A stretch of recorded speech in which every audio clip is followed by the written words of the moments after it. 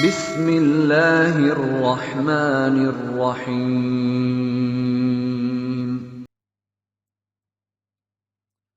نحمده ونصلي على رسوله الكريم،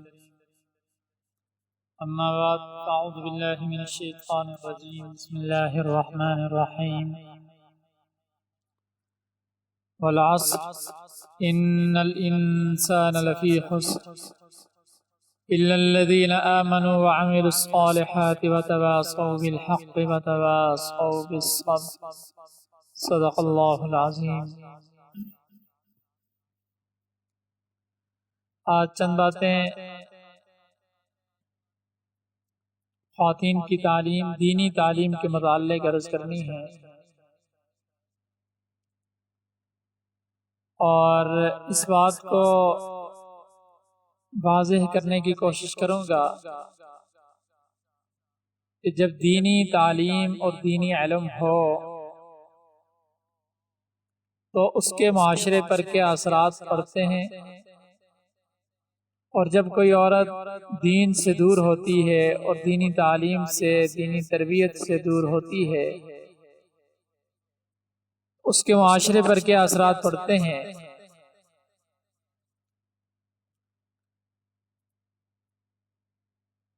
نبی کریم صلی اللہ علیہ وسلم کی حدیث بخاری شریف میں فرمایا، من یرد اللہ بہ خیرا یفقہہ فی الدین، اللہ تبارک و تعالی جن کے ساتھ خیر کا معاملہ چاہتے ہیں، بلائی کا، اچھائی کا معاملہ چاہتے ہیں، اور جسے دنیا اور آخرت میں کامیاب بنانا چاہتے ہیں، انہیں دین کی صحیح سمجھ اور دین کی صحیح محبت عطا فرما دیتے ہیں۔ اللہ تبارک و تعالی دنیا تو بادشاہوں، نمرود، فرعون جیسوں کو بھی عطا کرتے ہیں، مگر دین کی دولت، دین کا صحیح ذوق، دین کی محبت اور اپنی کتاب کی محبت، قرآن کی محبت اللہ تبارک و تعالی صرف ان کو دیتے ہیں جن سے اس کو پیار ہوتا ہے۔ اور اسی وجہ سے آقا دو جہاں صلی اللہ علیہ وسلم نے فرمایا کہ خیر متاع الدنیا المرأة الصالحہ، دنیا کی سب سے بہترین دولت اور دنیا کا سب سے بہترین سرمایہ یہ نیک عورت ہے۔ اس لیے عورت کے لیے یہ بات ضروری ہے کہ وہ اپنے اندر نیک صفات پیدا کرے۔ علماء نے یہاں تک لکھا ہے کہ اگر کسی کے دو بچے ہیں، اگر کسی کے صرف دو بچے ہیں اور اس کے پاس صرف ایک بچے کو تعلیم دلوا سکتا ہے، اس کی حیثیت اتنی ہے، مالی اعتبار سے اس کی حیثیت نہیں ہے کہ وہ دونوں بچوں کو تعلیم دلوا سکے، اس کے پاس اس کی حیثیت صرف اتنی ہے کہ وہ ایک بچے کو تعلیم دلوا سکتا ہے، اسے چاہیے کہ بیٹی کو تعلیم پہلے دلوائے، اس لیے کیونکہ مرد نے پڑھا تو ایک فرد نے پڑھا، لیکن جب ایک عورت تعلیم حاصل کرتی ہے تو ایک عورت جب پڑھتی ہے تو آپ یہ سمجھیں کہ پورے خاندان نے پڑھا، کیونکہ یہی عورت جا کر آگے پورے خاندان کی تربیت کرتی ہے، اپنی اولاد کی تربیت کرتی ہے۔ اس لیے عورت کے لیے دینی تعلیم حاصل کرنا، دین کا سیکھنا، قرآن کا سیکھنا اور قرآن کا ترجمہ، قرآن کی تفسیر، یہ چیزیں سیکھنا انتہائی ضروری۔ دیکھیں، ایمان کا سب سے پہلا تقاضا یہ ہے کہ ہم دینی تعلیم حاصل کریں، ہم قرآن کو سیکھیں جس سے ہمارا ایمان بنے، ہمارا یقین بنے، آخرت ہماری آنکھوں کے سامنے ہو۔ اس لیے مرد ہو یا عورتیں ہوں، دونوں کے لیے علم حاصل کرنا نہایت ضروری ہے۔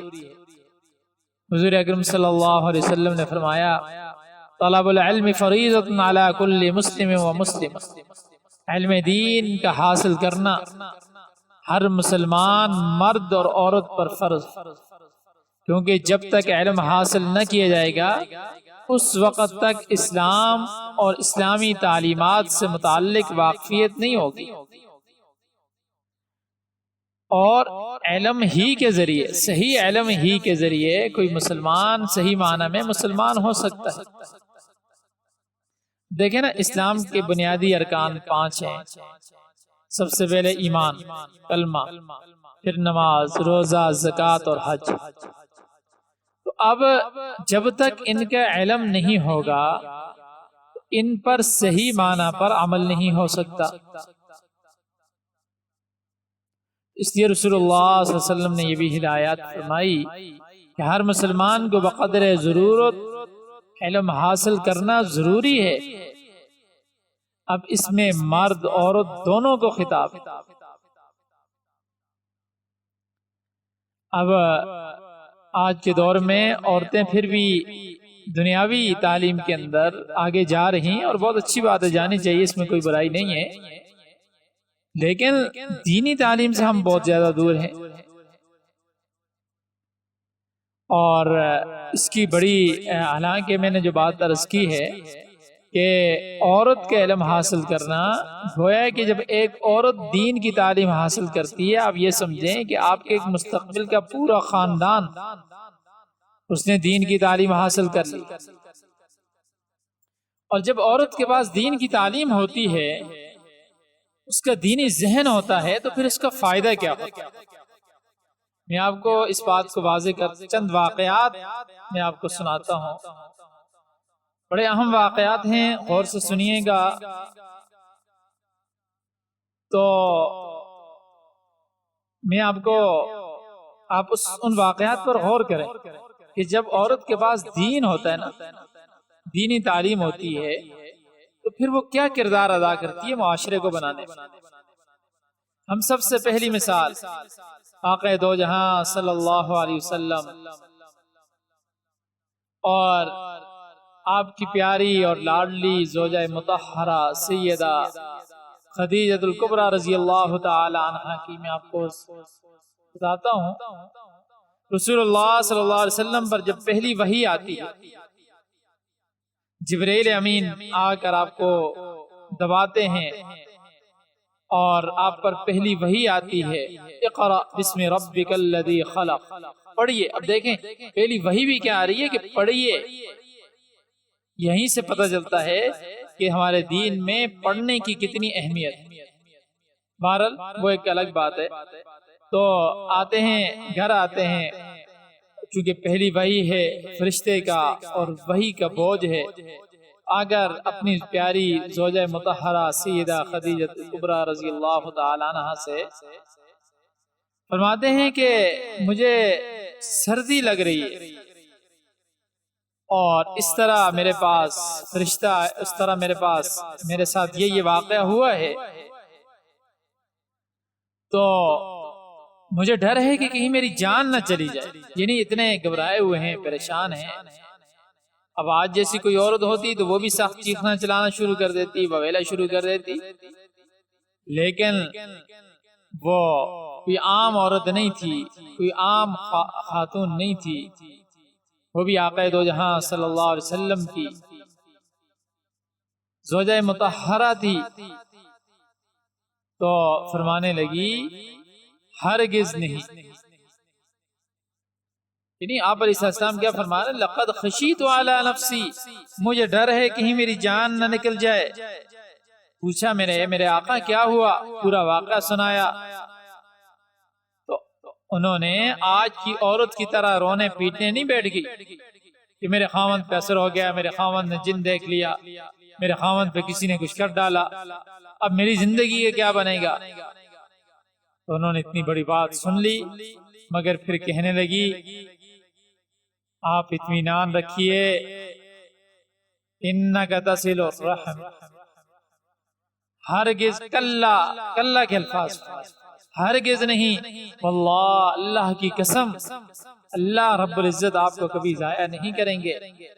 آپ کو ضائع نہیں کریں گے، آپ تو صلہ رحمی کرنے والے ہیں، آپ تو تکسب المعدوم، جس کے پاس کچھ نہیں ہوتا اس کو کما کر دینے والے ہیں، آپ تو مہمان نوازی کرنے والے ہیں، اور آپ تو دوسروں کا بوجھ اٹھانے والے ہیں، اور آپ تو نیک باتوں میں مدد اور تعاون کرنے والے ہیں۔ اور چنانچہ ان الفاظ سے نبی آقا صلی اللہ علیہ وسلم کو تسلی ہوئی۔ آج کون بیوی ہے جس کا خاوند پریشان اور وہ خاوند کی اچھی صفات گنوا کر کہے کہ آپ کے اندر یہ اچھی باتیں ہیں، اللہ آپ کی مدد کریں گے؟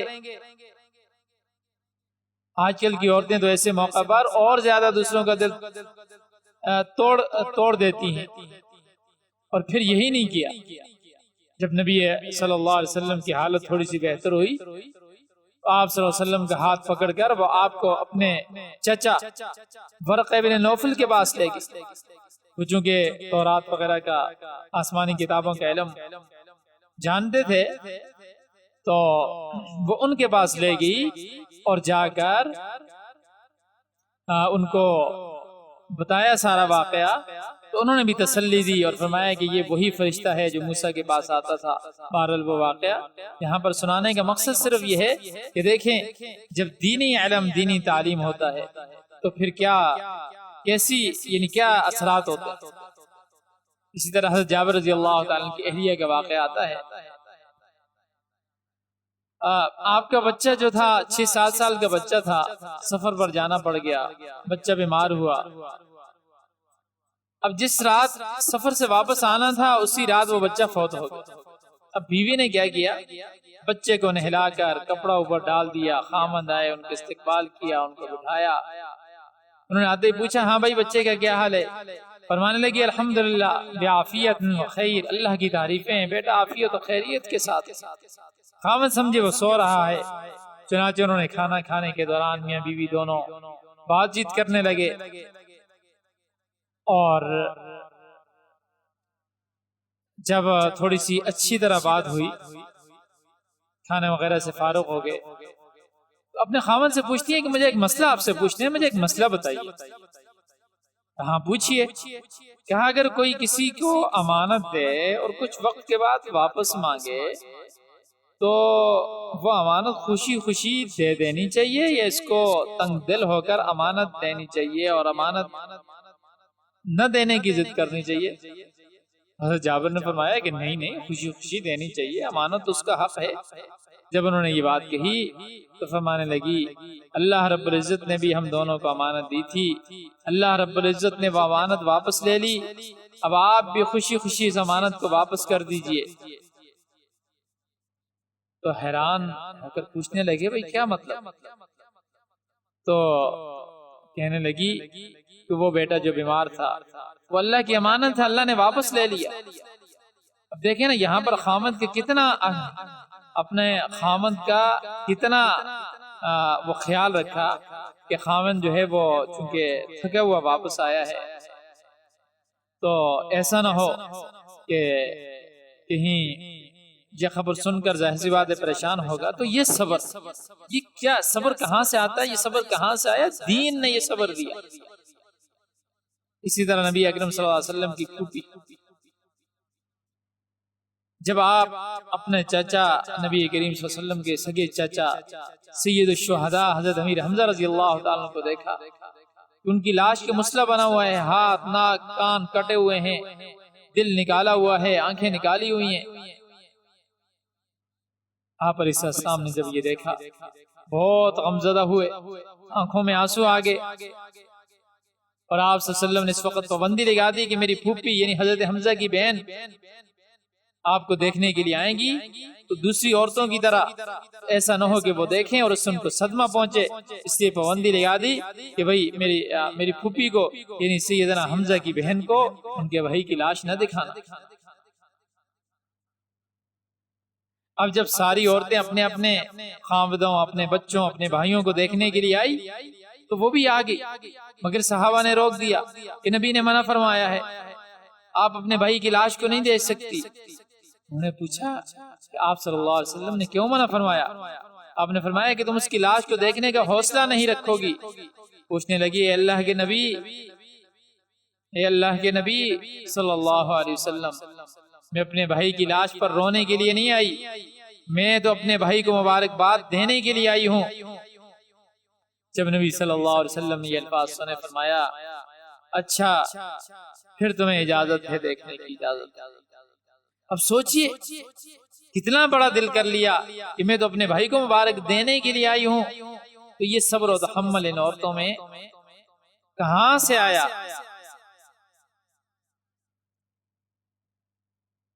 اور یہ دین سے آیا، یہ دین سے آیا۔ ایک اور صحابی کے واقعہ ہے اور ان کے بارے میں آتا ہے کہ ان کے ایک بھائی اور ان کے ایک والد، ان کے والد اور ان کے ایک بھائی اسلام سے پہلے ایک جنگ میں مارے گئے تھے، جو عربوں کی لڑائیاں ہوتی تھی آپس میں جاہلیت میں۔ انہوں نے اس پر ایسے قصیدے لکھے تھے، انہوں نے اس پر ایسے قصیدے لکھے تھے کہ یعنی عرب کے اندر وہ قصیدے مشہور ہو گئے تھے کہ جو سنتا تھا وہ رونا شروع کر دیتا تھا، ایسے قصیدے۔ اور وہی جب اسلام لاتی ہیں، اسلام لانے کے بعد ان کی 4 بیٹے ایک جنگ میں شہید ہوتے ہیں، لیکن ان کی زبان پر اللہ کی تعریف ہوتی ہے۔ اور یہ نہیں کہ اس زمانے کی عورتوں میں کیا تھا، نہیں، جس زمانے کی عورتوں میں بھی دین ہوگا، دین، اس زمانے کی عورت کے اندر یہ صفت آئے گی، اس کے اندر صبر آئے گا، اس کے اندر حوصلہ آئے گا، اس کے اندر اللہ کا شکر آئے گا، معاشرے کو بنانے کا طریقہ اس کو آئے گا۔ اسی طرح ایک واقعہ یہ افغانستان کا کچھ سالوں پہلوں کا پرانے زمانے کا واقعہ ہے، افغانستان کا۔ اس کے ایک بادشاہ تھا دوست محمد، تو اس نے ایک لڑائی میں اپنے بیٹے کو اس کے لیے بھیجا، کمانڈر بنا کر بھیجا۔ پرانا زمانہ تھا، ظاہر سی بات ہے یہ ٹیلی فون وغیرہ تو تھے نہیں، تو کچھ دنوں کے بعد خبر آ گئی کہ بھائی آپ کا بیٹا، آپ کے بادشاہ کے پاس بادشاہ کی جاسوسوں نے یہ خبر پہنچائی کہ آپ کے جو لشکر تھا اس کو شکست ہو گئی ہے، وہ ہار گیا ہے، اور آپ کا بیٹا بھاگ گیا ہے اور کہیں چھپ گیا ہے جا کے۔ بڑا پریشان ہوا، پریشان ہونے کے بعد جا کر گھر میں جب گھر گیا تو بڑا پریشان تھا۔ بیوی نے پوچھا بھائی کیا بات ہوا؟ یہ تو بتایا کہ ایسا ہو گیا۔ بیوی نے کہا بالکل نہیں ہو سکتا، یہ ہو ہی نہیں سکتا۔ اس نے کہا میرے جاسوسوں نے مجھے یہ خبر بتائی ہے، میرے آدمیوں نے مجھے آ کر بتایا ہے، تو کیسے غلط ہے؟ بیوی نے کہا میں نہیں مانتی۔ اب شوہر اور بیوی، بادشاہ اور اس کی بیوی کے اثرات، بادشاہ کے ہے کہ مجھے خبر پہنچائی ہے، اس نے پھر اپنے جاسوس سے پوچھا، انہوں نے کہا ہاں بالکل یہی ہو گیا ہے، آپ کے لشکر کو شکست ہو گئی، آپ کا بیٹا بھاگ گیا ہے۔ اور بیوی کہتی ہے میں نہیں مانتی، یہ ہو ہی نہیں سکتا، یہ خبر غلط ہے بالکل۔ تو بادشاہ نے یہ سوچ کر کے عورت ہے، اس کی عادت ہے نہ ماننے کی، اب میں کیا کر سکتا ہوں۔ بہرحال بادشاہ بڑا پریشان۔ اب کچھ دن گزرے، اس کا بیٹا اپنے لشکر کے ساتھ واپس آیا تو پتہ چلا کہ کوئی شکست نہیں ہوئی اور بیٹا فتح لے کر واپس آ رہا ہے۔ بادشاہ بڑا حیران ہوا، وہ اپنی بیوی کے پاس گیا اور اس نے جا کر بیوی کو کہا کہ باقی باتیں تو چلیں جو بھی ہیں، لیکن مجھے یہ بتائیں کہ آپ کو یہ کیسے یقین تھا کہ آپ کا بیٹا بھاگ نہیں سکتا لڑائی سے؟ اس نے کہا بہرحال چھوڑیں، یہ میرا ایک راز ہے، میں تمہیں نہیں بتانے چاہتی۔ جب بادشاہ نے اصرار کیا تو بیوی کہنے لگی کہ دیکھو جب سے یہ میرے پیٹ میں آیا تھا میں نے کوئی حرام کا لقمہ نہیں کھایا، جب سے یہ بچہ میرے پیٹ میں آیا تھا میں نے کبھی حرام کا لقمہ نہیں کھایا، اور جب سے یہ دنیا میں آیا ہے میں نے کبھی بغیر وضو کے اس بچے کو اپنا دودھ نہیں پلایا۔ ایسا بچہ کیسے میدان جہاد سے بھاگ سکتا ہے، پیٹھ دکھا سکتا ہے؟ ایسا اس وجہ سے مجھے اپنی بات پر یقین۔ دیکھیں یہ اثر ہوتا ہے، اولاد پر اثر ہوتا ہے۔ جب دین کی تربیت ہوتی ہے، دین کی تعلیم ہوتی ہے، تو پھر اولاد پر بھی یہ اثر ہوتا ہے۔ اور پھر دیکھیں ایک آخری بات ہے، بات سمجھنے کی کوشش کریں۔ ہمارے ہاں عام طور پر اور خاص طور پر جو درمیانے درجے کے یا غریب لوگ ہوتے ہیں نا، آپ لوگوں کو یہ بات دیکھی ہوگی، ہماری خواتین یہ کرتی ہیں کہ جب بیٹی تھوڑی سی بڑی ہوتی ہے تو فکر کرتی ہیں کہ اس کے جہیز کو کچھ کرنا چاہیے۔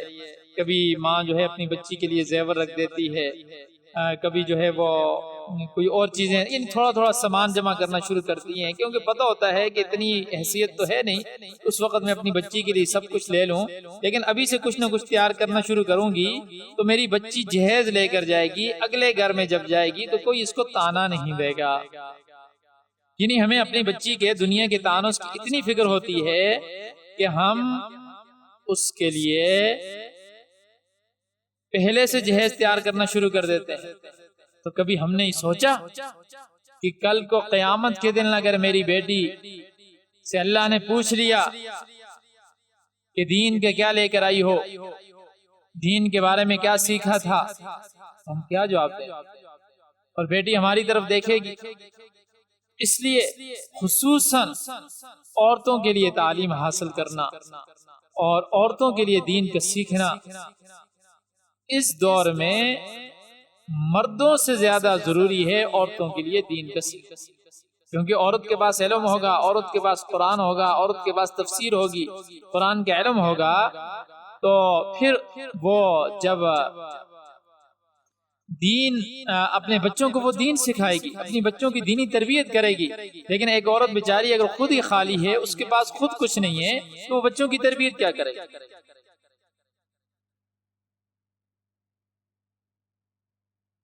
اور آپ علیہ السلام نے فرمایا کلکم راع وکلکم مسئول عن رعیتہ، تم میں سے ہر ایک راعی ہے، تم اور ہر ایک سے اس کی رعیت کے بارے میں پوچھا جائے گا۔ تو خامن سے بیوی بچوں کے بارے میں پوچھا جائے گا، اور بیوی سے بچوں کے بارے میں پوچھا جائے گا، ہر ایک سے اس کے ماتحتوں کے بارے میں پوچھا جائے گا۔ تو کل ان مردوں کو جب جواب دینا پڑے گا تو تمہاری عورتوں کو تو پاکی اور ناپاکی کے مسائل کا پتہ نہیں تھا، اور عورتوں سے بھی پوچھا جائے گا تم نے اپنے بچوں کو دین سکھایا تھا، نہیں سکھایا تھا، کیا کیا تھا۔ اس لیے دین کا سیکھنا تمام خواتین کے لیے انتہائی ضروری ہے۔ اس لیے کوشش ہی کرنی چاہیے کہ دین کا علم حاصل کریں۔ اور پھر دیکھیں یہ قرآن ہے، اس کا ترجمہ ہے، تفسیر ہے۔ ہمارا جتنا وقت دنیا میں جو بھی خرچ ہو رہا ہے اس کا ہم نے قیامت کے دن حساب دینا ہے، لیکن انشاءاللہ ہمارا جو وقت قرآن کو سمجھنے میں، قرآن کا ترجمہ، قرآن کا مطلب سمجھنے میں خرچ ہوگا، انشاءاللہ اس کا ہمیں حساب نہیں دینا پڑے گا، اس کا اللہ تبارک و تعالی ہمیں اجر عطا۔ اس لیے میری آپ سب سے بھی گزارش ہے، آپ خود بھی ذوق کے ساتھ، محنت کے ساتھ، طلب کے ساتھ، پابندی کے ساتھ اس قرآن کو، قرآن کے ترجمہ، قرآن کا مطلب اور دین کو سیکھنے کی کوشش کریں، اور دوسروں کو بھی اس کی دعوت دیں۔ اگر آپ کی دعوت کی وجہ سے، آپ کے کسی کے کہنے کی وجہ سے اگر کوئی اس طرف آئے گی، وہ جتنا دین سیکھے گی اس پر عمل کرے گی، آگے دوسروں کو سکھائے گی، اس میں آپ کا پورا پورا اجر ہوگا، پورا پورا آپ کو اس میں ثواب ملے گا۔ دوبارہ یہ چند گزارش اور چند یہ باتیں تھی کہ عورت کے لیے دین کا علم حاصل کرنا کتنا ضروری ہے، اور جب عورت دین حاصل کر لیتی ہے، علم حاصل کر لیتی ہے، تو پھر اس کے معاشرے پر کیا اثرات آتے ہیں۔ اس کی وجہ سے ہمارا گھر جنت کا نمونہ بنتا ہے۔ ہماری یہ دنیا کے آج جتنی پریشانیاں ہیں نا، جتنے مسائل ہیں، جب عورت دین سیکھ لے گی اور اپنے بچوں کی دینی تربیت کرے گی تو انشاءاللہ ہمارا سارا معاشرہ دینی بنے گا، ہماری ساری یہ پریشانیاں، یہ ساری آفتیں، مصیبتیں انشاءاللہ ختم ہو جائیں گی۔ اللہ تبارک و تعالی سے دعا ہے اللہ تبارک و تعالی ہمیں سمجھ کر عمل کرنے کی توفیق عطا فرمائے۔